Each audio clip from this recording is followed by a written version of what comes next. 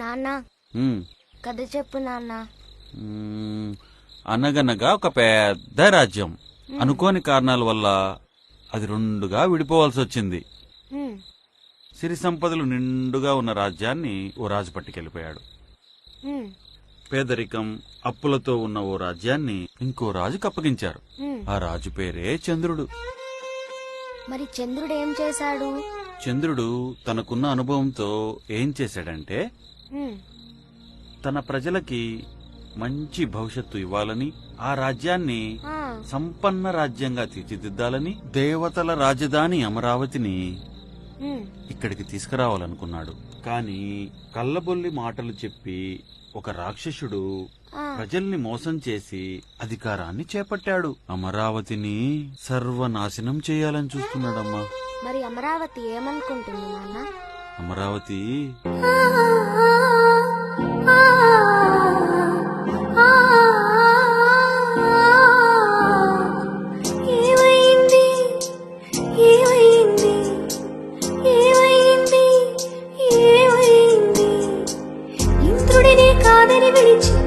చంద్రుని పిలుపుత వచ్చా, నా రాక కోసం కన్న కల ఏమైంది?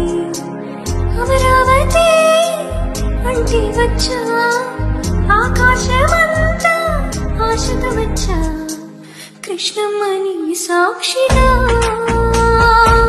కన్నీరు ఎరగింది,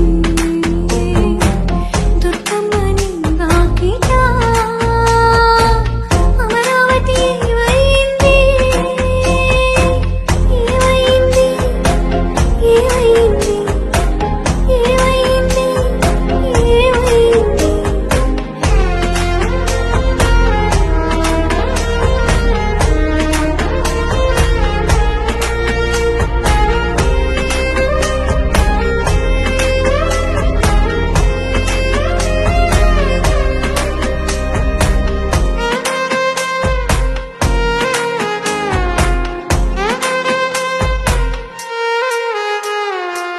రారాజులు పాలించిన ఈ తెలుగు నేల రౌడీల చేతుల్లోనే బలి అవుతోంది.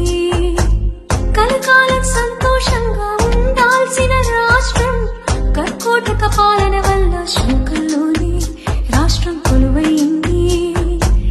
ఈ భూమిపై పుట్టి ఈ భూమికై బతికి నా భూమి పుత్రుల భవితేమైంది?